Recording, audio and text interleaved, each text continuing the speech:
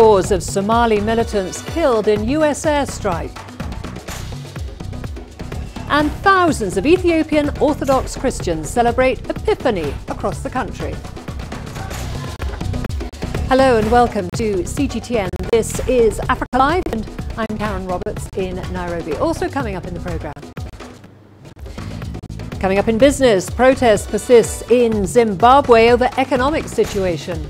And in sport, we look back at the African legacy on the Dakar Rally 12 years on. We begin in the Democratic Republic of Congo, where the Constitutional Court has upheld the victory of opposition presidential candidate Felix Tshisekedi. The court rejected an appeal by Martin Fayulu, another opposition contender, in the 30th of December poll. Fayulu argued that Tshisekedi had made a power-sharing deal with the outgoing President Joseph Kabila. Tshisekedi's team denies this. Well, in the meantime, opposition candidate Martin Fayulu has declared himself president, rejecting the court ruling that says his rival won. Second place Fayulu says that the result was the result of a secret deal between Tshisekedi and outgoing President Joseph Kabila to cheat him out of a clear win of more than 60%. Both Kabila and Tshisekedi have denied the claim. Once more, the Constitutional Court confirms that thanks to the National Electoral Commission, it is at the service of an individual and a regime that is dictatorial and respects neither the laws of the Republic nor the most elementary rules of democracy and morality. I consider myself the only legitimate president of the Democratic Republic of Congo. I call on the Congolese people not to recognize someone who will take on that role illegitimately, not to obey to orders coming from him. Well, Felix Tshisekedi is the fourth president of the Democratic Republic of Congo following an historic election that took place in December 2018. Let's take a brief look at his profile. Felix Tshisekedi is said to be a newcomer to the political scene. Political heir to Etienne Tshisekedi, a historical opponent who died in Brussels 2017, Felix inherited the Union for Democracy and Social Progress UDPS. Although elected as a member of parliament in 2011, he never served. He heeded his father's call to boycott the legislature in the wake of a disputed vote. Before that, Tshisekedi spent some time working in Belgium where he studied marketing. At the end of 2016, he once again rejected a position as Prime Minister for the Kabila government. Nicknamed Fashi, short for his three names, Felix Antoine Chilombo, Felix Tshisekedi became leader of UDPS party in March 2018. He went on to win the December presidential election with 38.57% of the vote. The 53-year-old has said he will make the fight against poverty a great national cause. He says his program will be accomplished over 2 presidential terms, a period of 10 years. But his most urgent priority will be to bring back his late father's body and organize a national funeral. Beryl Oro, CGTN. Well, for more on this, we are now going to CGTN's Chris Ochemringa from the capital in Kinshasa with an update on reactions to that ruling. Terribly sorry, we are now going to Julius Gallisondra, who is a political analyst expert from the DRC in affairs. Thank you for joining us. Felix Tshisekedi has said that his win is a victory for all people, this against the backdrop of a very divisive election. What kind of president would you say that he is likely to be? First of all, for a country that has gone through a lot of war, a lot of conflict since the times of the Belgians, I think it's a good sign for once, take away the controversy surrounding his presidency and his win. The general picture of it is that for once, one leader is handing over power to the other without the necessity of war. For that, the Congolese have to be congratulated. Of course, the percentages and the numbers with which he won, if compared with the runner-up who went to court, is something that should tell him that there is a lot of people who don't necessarily support him, who went for his opponent. So the best that can go for him and for the country is to reach across the aisle and try to see that they see how they can work together for the better of the country that has suffered so much. Let's talk about Martin Fayulu now. How far do you think he'll go with his claim that his victory has been stolen from him? One thing you'll appreciate is that the trend in Africa has been that once a president or a candidate loses in circumstances he feels were not free and fair, there has been the tendency to oppose and maybe declare a parallel government. Unlike in other areas, like in Kenya and in Uganda, where the central government has a strong hold on events in the country, in Congo, largely, the presidency is not in control of very big parts of the country.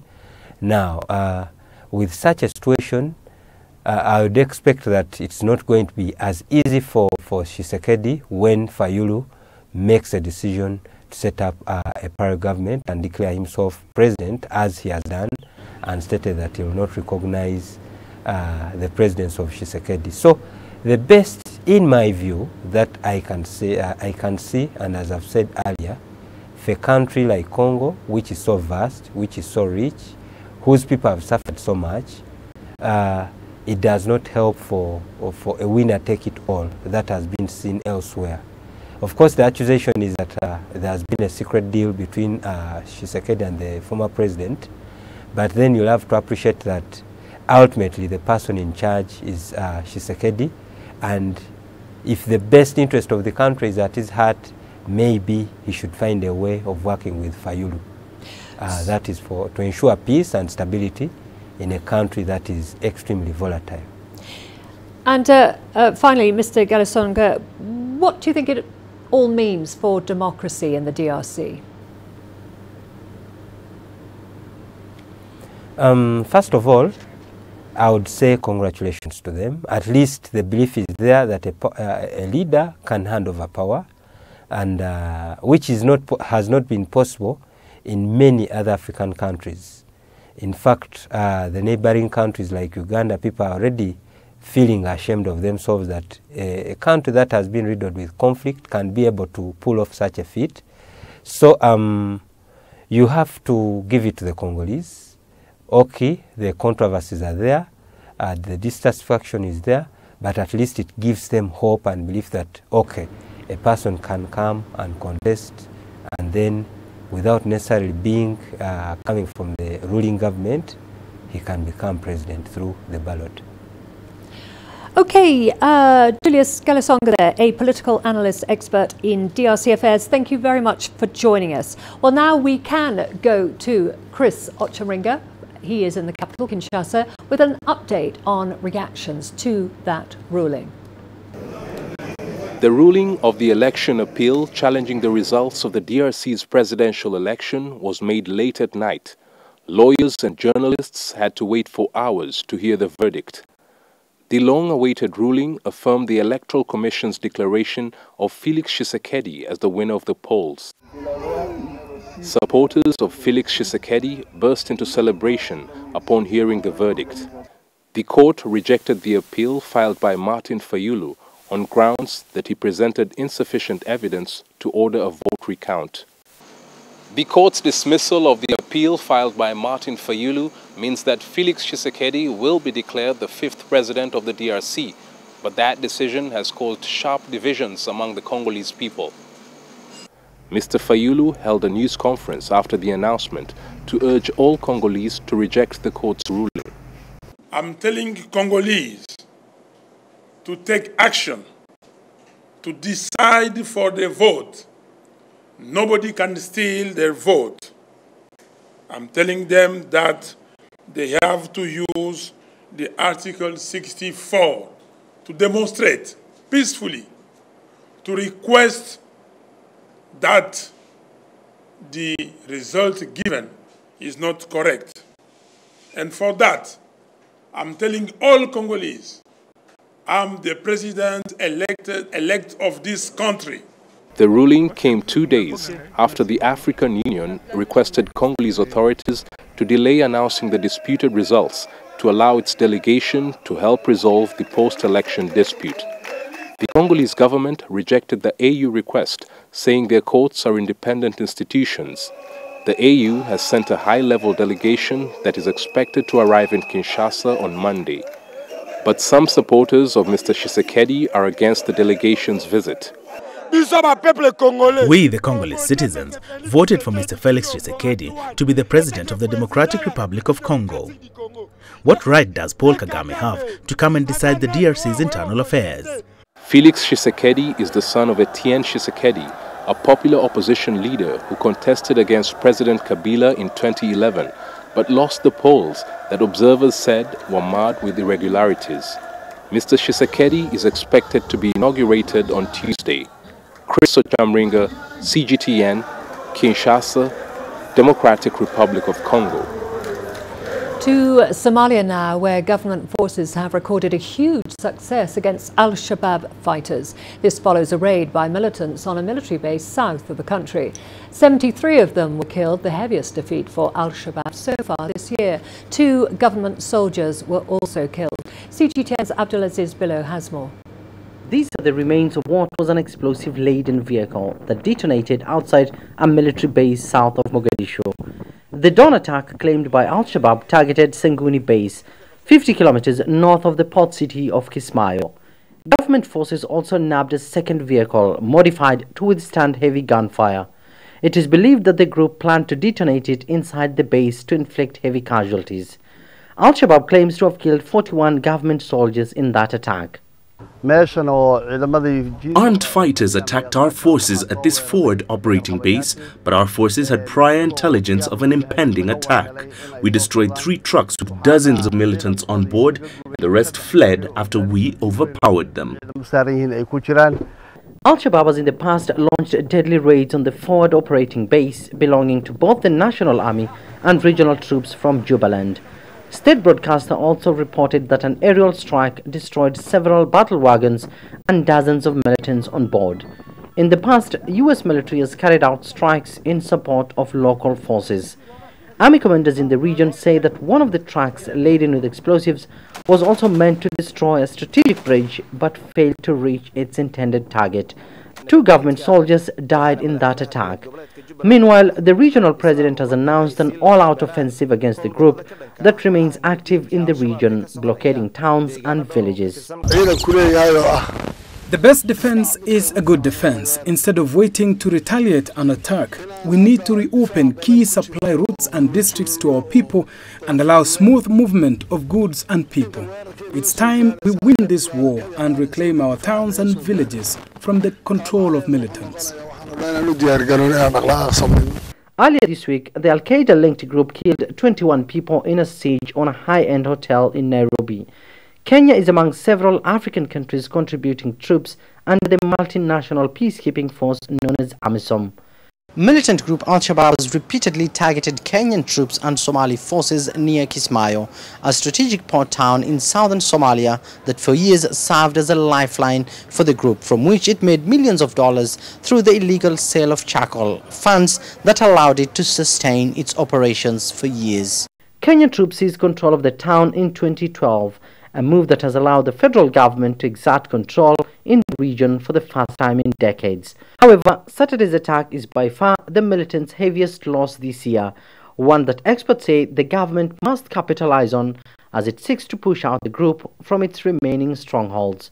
Abdulaziz Billo, CGTN, Mogadishu, Somalia. Staying with security matters, since 2012, Tunisia has been hit by an unprecedented wave of terror attacks by ISIL and Al-Qaeda. The terrorists plan to destabilize the North African state during its transitional period. Over 200 soldiers, policemen and members of the public have been killed in multiple terror attacks across the country in the last 6 years. Authorities now say Tunisia is winning the war on terrorism. The head of the National Counter-Terrorism Commission has warned against potential terror threats posed by Al-Qaeda in the Maghreb region and ISIL, who have established permanent hideout in the mountainous area near the border with Algeria. Accordingly, the state is now reinforcing its capacities to win the war on terror. 20 ministries have presented their plan to contribute to the national effort to combat terrorism. The war on terror will be long, but we are confident about the outcome. Tunisian security forces and the army will defeat terror networks. Colonel Ben Nasser revealed that the assets of many terrorists who financed Al-Qaeda group in the region were only recently frozen. Some terrorists were free to use their bank accounts, money and assets until October 2018. Now, thanks to the coordination and the national effort between all the state agencies, ministries and intelligence services, we've been able to collect data and to freeze their assets. The judiciary will later determine responsibilities. The Special National Security Unit in Bizerta arrested this week a 35-year-old man suspected of belonging to a terrorist organization.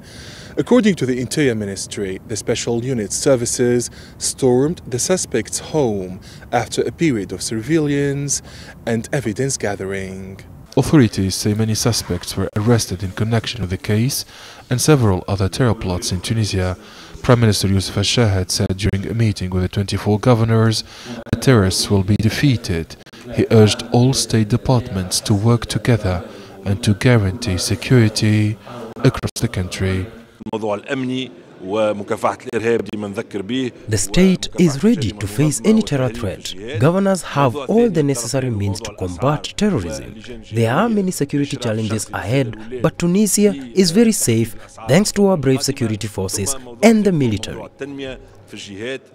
During a hearing session at Parliament, Interior Minister Hichem Fourati warned against the threat of the return of terrorists from Syria and other conflict zones. Over 100 militants were arrested. However, authorities believe that returnees now belong to terrorist sleeper cells. Adnan Shawishi, CGTN, Tunis. The Prime Minister of Burkina Faso, Paul Kabatieba, has resigned from office along with his entire cabinet. No reason was given for the move, which was announced by the country's president. Tieba, a former economist, had held the position since January 2016, when he was nominated by President Roch-Marc Christian Kabore. His government has faced growing pressure over a rise in the number of kidnappings and jihadist attacks. The recent high-profile disappearance of foreign nationals has led to direct calls for Tieba's resignation, as well as that of his Defence and Security Minister. In a statement, President Kabore said that he hoped to form another government soon. Algeria will hold presidential polls on April the 18th, according to a statement issued by President Abdelaziz Bouteflika's office. Algerian Interior Minister confirmed that the Algerian administration is ready for presidential elections. The proclamation effectively ends speculation that the elections would be deferred. It remains unclear, however, whether Bouteflika will take the contentious step of running for a fifth term in office or will be replaced by a successor. The Algerian administration is ready to hold the elections on time, and all logistical means are ready for the success of the presidency of April 2019. We are the only party in Algeria whose goals are clear. We will participate in the elections, and we will be very present. Well, we are going to a short break. Don't go away. Lots more to come, including Mexico pipeline blast kills 71 and injures dozens more. And India dedicates Day for Africa during vibrant Gujarat summit.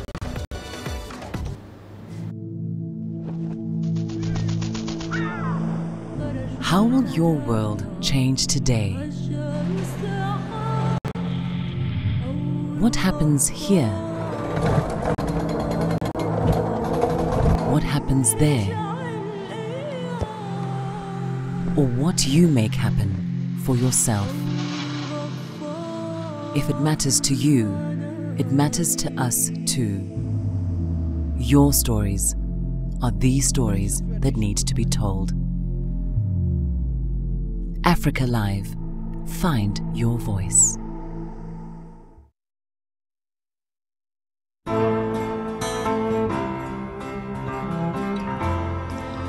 My home country lies at the foot of Africa, the southernmost tip of our beautiful continent, and the unique point at which two great oceans meet. Now on a clear day in Cape Town, you can just make out Robben Island, the place where Nelson Mandela was jailed for so long. South Africa has changed so much in the years since then, but it is this country's history that shaped me and took me into reporting. I'm inspired by Africa's men and women of courage. It's the everyday hero who brings out my passion.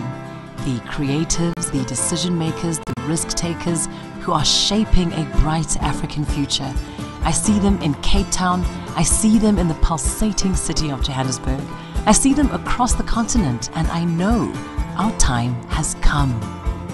CGTN is a platform where African voices can speak for themselves and take their stories to the world. My name is Lindy Mtongana, and I'm a news anchor and reporter for CGTN.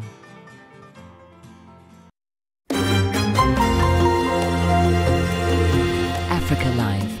Find your voice.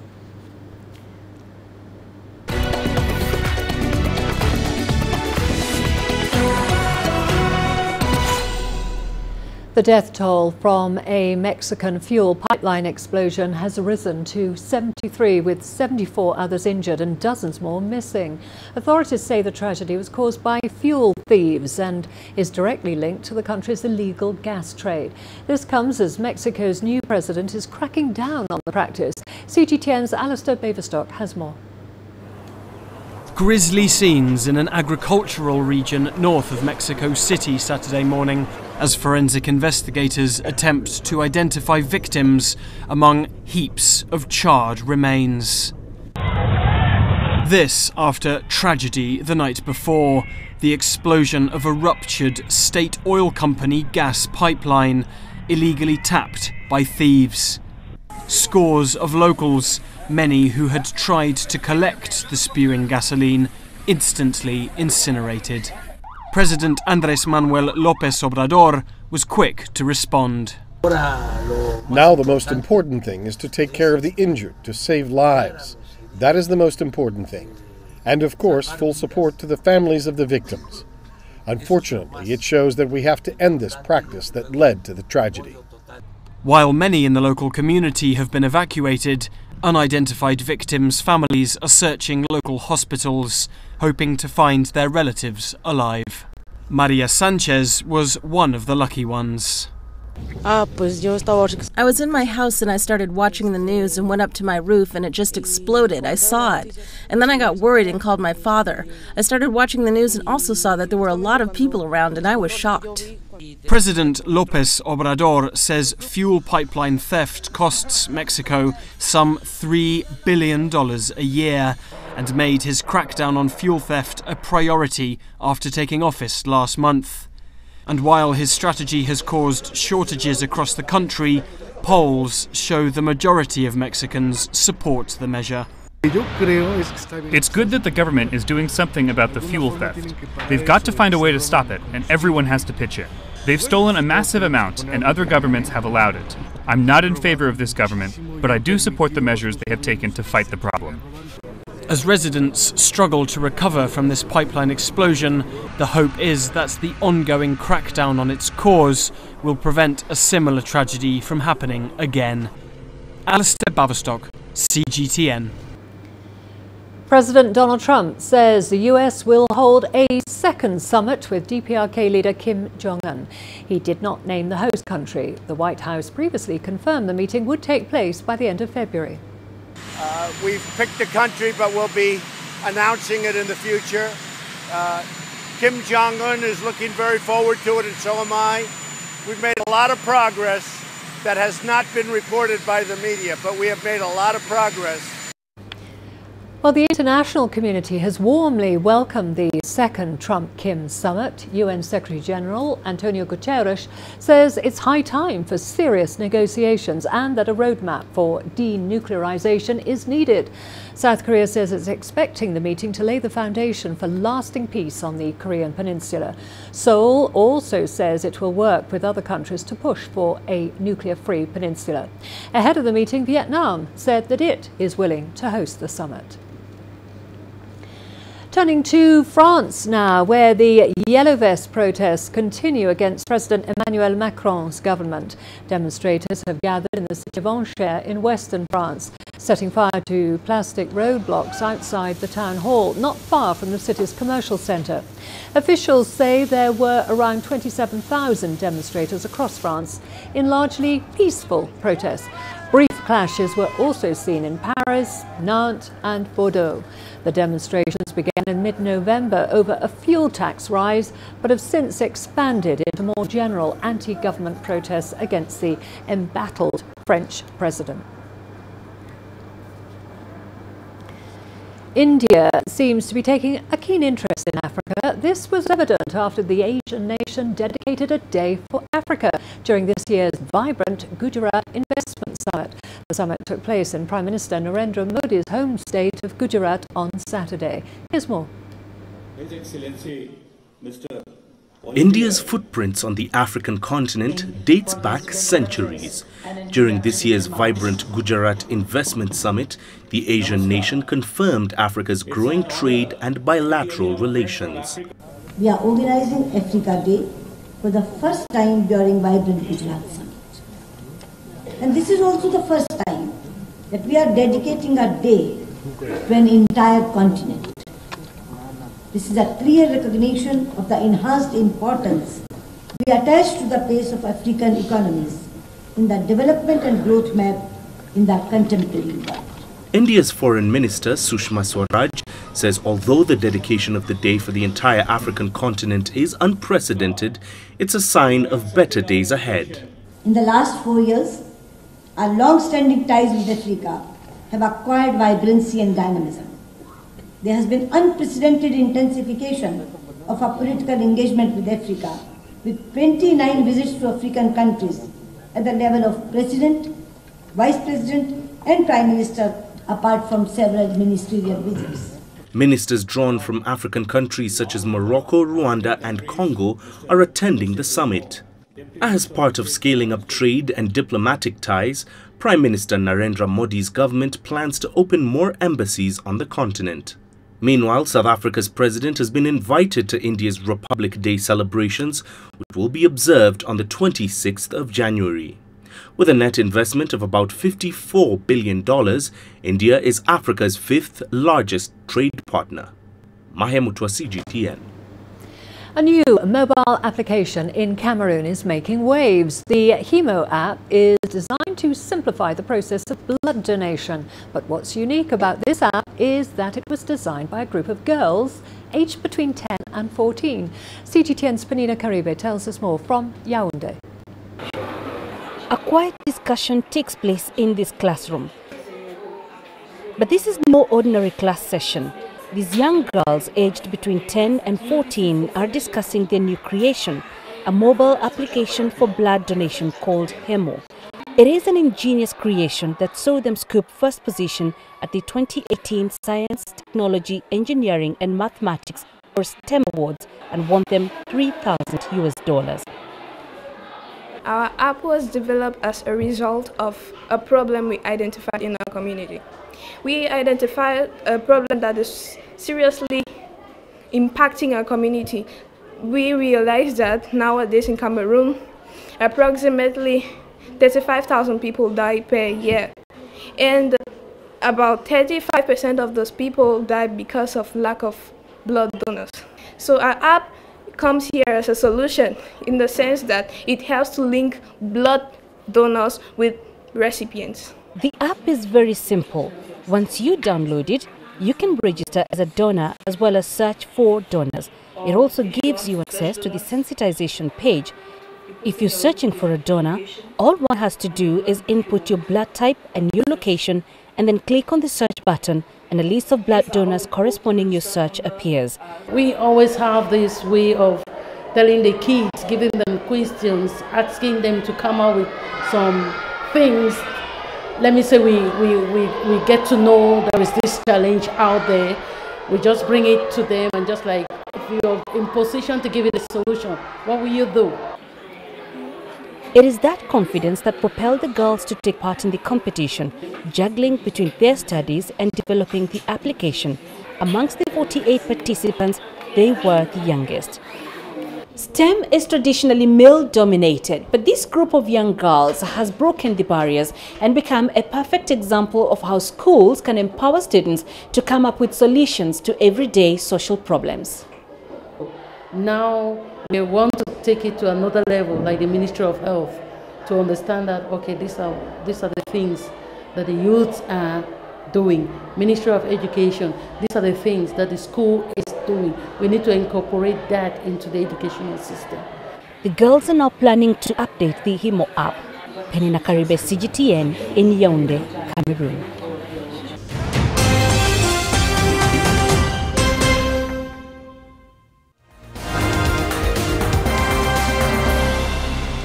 A recap of our top stories now. The Constitutional Court in the Democratic Republic of Congo has upheld the victory of opposition presidential candidate Felix Tshisekedi. The court rejected an appeal by Martin Fayulu, another opposition contender in the 30th of December poll. Fayulu argued that Mr. Tshisekedi had made a power-sharing deal with the outgoing president, Joseph Kabila. Tshisekedi's team denies this. Despite the court ruling, Fayulu said that he was a legitimate president. Government forces in Somalia say they have recorded a huge success against Al-Shabaab fighters. This follows a raid by militants on a military base south of the country. 73 of them were killed, the heaviest defeat for Al-Shabaab so far this year. The Prime Minister of Burkina Faso, Paul Kabatieba, has resigned from office along with his entire cabinet. No reason was given for the move, which was announced by the country's president. Tieba, a former economist, had held the position since January 2016, when he was nominated by President Roch-Marc Christian Kabore. His government has faced growing pressure over a rise in the number of kidnappings and jihadist attacks. The death toll from a Mexican fuel pipeline explosion has risen to 71, with 74 others injured and dozens more missing. Authorities say the tragedy was caused by fuel thieves and is directly linked to the country's illegal gas trade. This comes as Mexico's new president is cracking down on the practice. And those are the top stories that we're covering for you.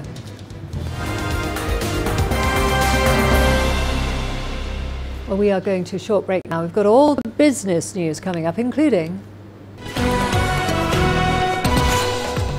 protests persist in Zimbabwe over the economic situation there. And China to fund Egypt's first electric train construction.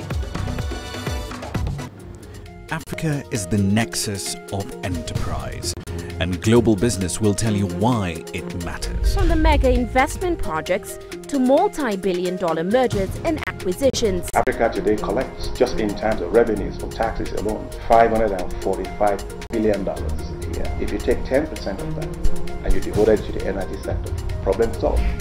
All this on Global Business, weekdays at this time on CGTN.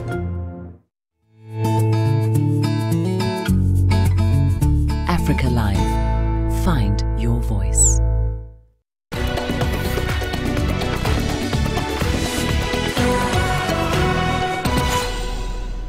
Zimbabweans are in a state of panic over the economy. Fuel, cash and some basic commodities are in short supply with rising inflation. The country has witnessed violent protests over the unfolding crisis as authorities ask for time to implement reforms to address the challenges. CGTN's Farai Wakatuya has the details. Even before the fuel price increase, pressure had been building up as workers agitated for higher wages. When the price of fuel tripled, matters boiled over. Facing the plethora of economic challenges, Zimbabwe's finance minister, Professor Mthuli Ncube, laid out austerity measures to get the economy back on track. His boldest step is a plan to reintroduce a local currency, nearly 10 years after the country abandoned its own unit that had been rendered worthless by record-breaking inflation. An industrialist who's privy to the reform program expects the new currency to calm anger over wages. Unfortunately, you and I are going to lose about half our savings in real terms. But then when that's happened and when the market is settled down, I believe that what will then happen is that there will be a national adjustment of salaries to recognize the new regime, monetary policy regime. And at that stage, salaries will double, maybe even more. And then you'll see people will settle down. Government expects to have built up adequate foreign currency reserves to back the new unit by year end. While planning for that, he'll need to keep his eyes on another problem, one that Zimbabweans are very familiar with and one of which they have very bitter memories. Inflation is rising and reached 41% in December, its highest level since 2008, shredding projections that it would end the year in single-digit territory. We're headed for hyperinflation. But I believe that it's going to be a peak like this. I think that once he's done his monetary policy reforms and the market reforms aligned with it, bringing in a free market, trading the currencies between banks and things like that, taking exchange control away from the Reserve Bank. Once that's done, I believe the currency will settle down at about 2 to 1. Now, that will have a dramatic impact on inflation. And when that happens, we'll see inflation numbers coming down. Good news in the long term, but a long way away for some battling to just get through the current tough times. Farai Mwakutuya, CGTN, Harare, Zimbabwe.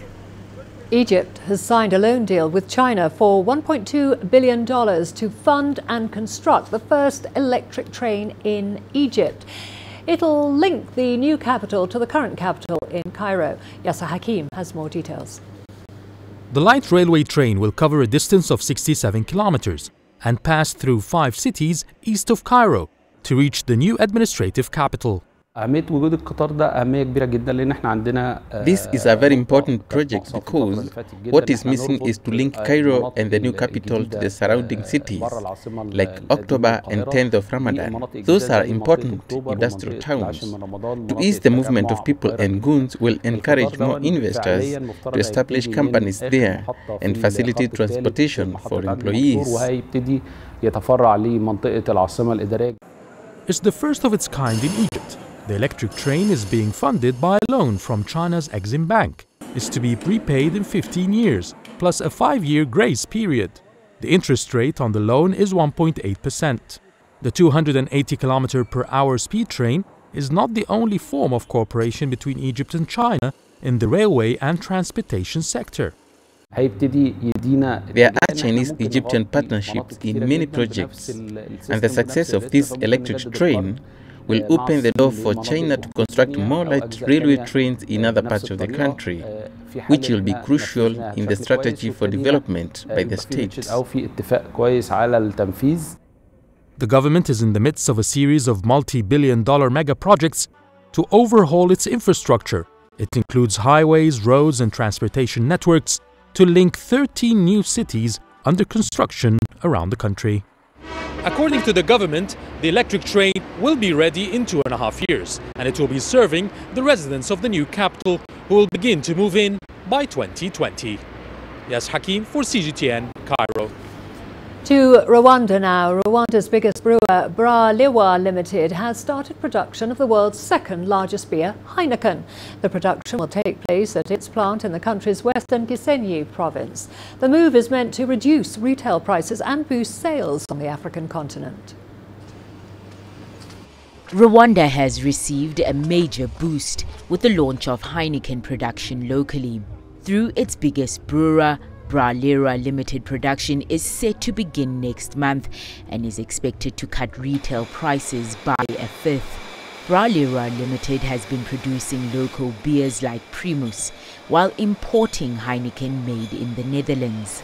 Last year, the company announced that they had increased investment in the plant, allowing them to brew Heineken locally. It took many months and many trials to get to where we are today. And it's not only here in Rwanda, it's also our global quality teams, our global production teams. People responsible to make the investments. Because we invested €9 million to get this thing up and running. The locally made beer will be exported to neighboring countries such as Burundi and the Democratic Republic of Congo, as the brewer aims to meet growing demand. With the launch, the price per bottle of Heineken is expected to drop from $1.1 to $0.9. Many Rwandese are excited of Heineken's production in the country. So for me, I'm proud that this Heineken is going to be produced in Rwanda. Secondly, it's going to be, I'm sure it's going to be cheaper than the usual one, price-wise, so I'm happy. Heineken is the world's second largest beer.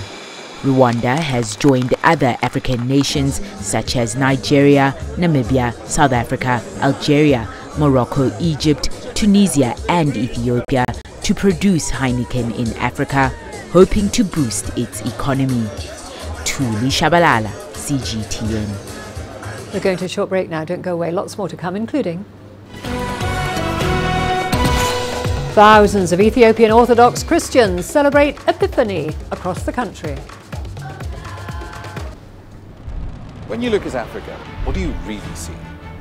Do you see fast-growing, endless deserts and parched earth? Or do you see the biggest opportunity for an agricultural revolution in a generation? Do you see crowded, unplanned cities or vast, untapped markets? Do you see a population at risk, or do you see a billion-strong opportunity to grow the next wave of multi-billion-dollar firms in Africa? When you look at Africa, what do you really see? Join us in Global Business and see Africa through our eyes.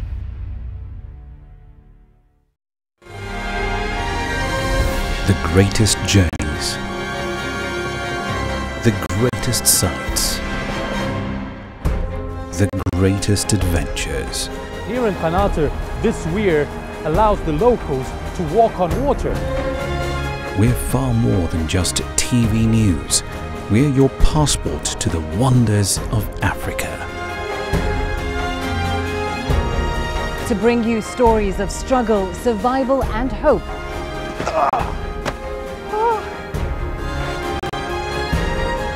So let's explore.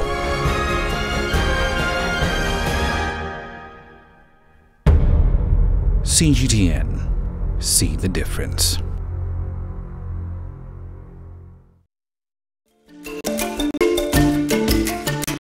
Africa Live. Find your voice.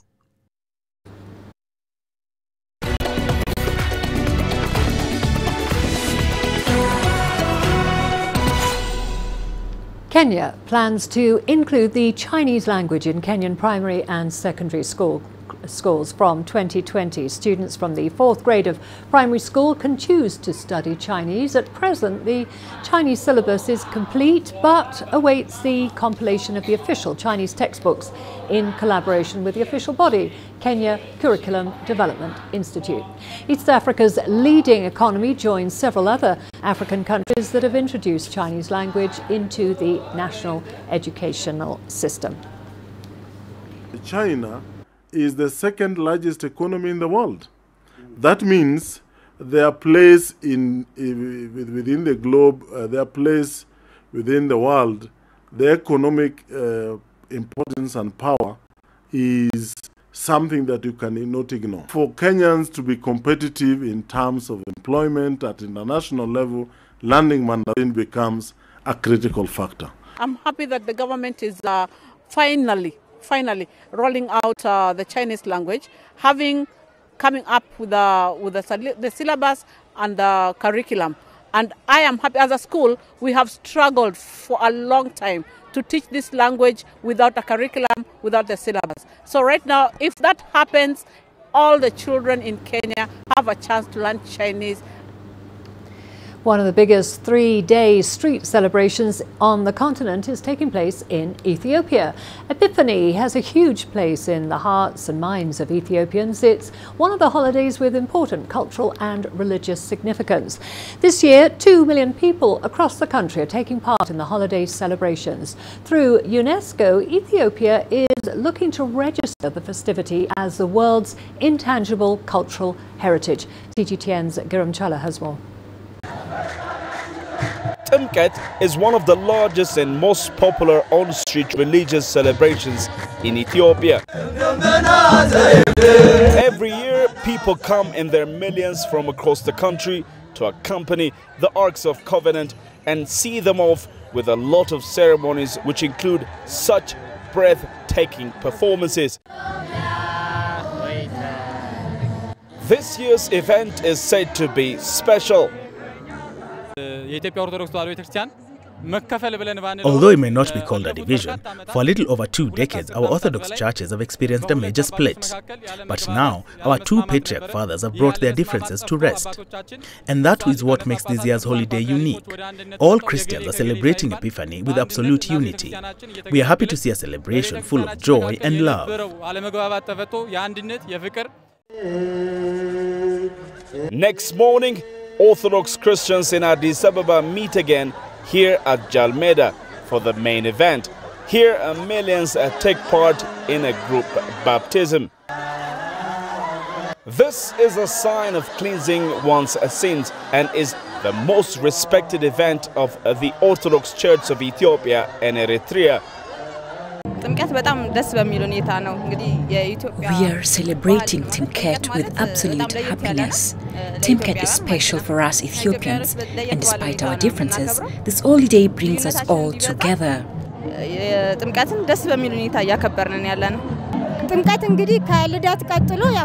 Right next to Christmas, Timkat is the biggest celebration we have in this country. The bantams of Jesus have brought our life back from agony. We commemorate that in a unique fashion. This event has more than a religious value. People meet here singing secular songs, expressing love for one another, united for one cause. It's customary for some to get their future partners in life here too. Tourists enjoy all of the happenings. I'm very so exciting. Ethiopia is a very beautiful country and a friendly country. I like the culture, I like the people here. It's very friendly. Well, we don't have that in France. We don't have such celebrations with our religions, which is too bad, I think. So I think it's very impressive and it's very colorful, and yeah, people are really nice and there is a real feeling of community, and that's nice. I knew about this celebration something, but it is amazing. So many people and different groups and all believing in one Christian God. Ethiopia is eyeing 2020 to get this Timkat celebration to be registered by UNESCO as World's Intangible Cultural Heritage. With 10 tangible and 3 intangible heritage registered, Ethiopia is leading African states with the highest number of UNESCO inscribed heritage. Number 14th for Ethiopia now is Timkat. It's thousands of years cultural celebration. Despite all of this success, however, Ethiopia's benefit from its tourism sector remains one of the lowest in Africa. Group Data CGTN, Addis Ababa, Ethiopia. All the sport coming up after the break, including... We look at the African legacy on the Dakar Rally, 12 years on. Africa, where champions are made, records are broken, legends are born. We're there for every goal, for every knockout, for every step of the way. Match Point, only on CGTN.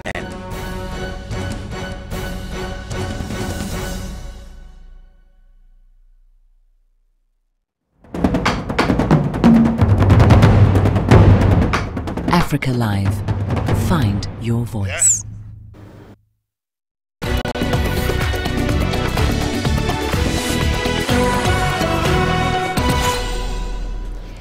It's been 12 years since the Dakar Rally was last held in Africa after the 2008 edition was cancelled due to terrorism fears. But in the spiritual home of the rally in Dakar in Senegal, one town is holding on to the memories of the rally, hoping for a possible return in the future. CGTN Felix Tshisekedi now reports from Senegal.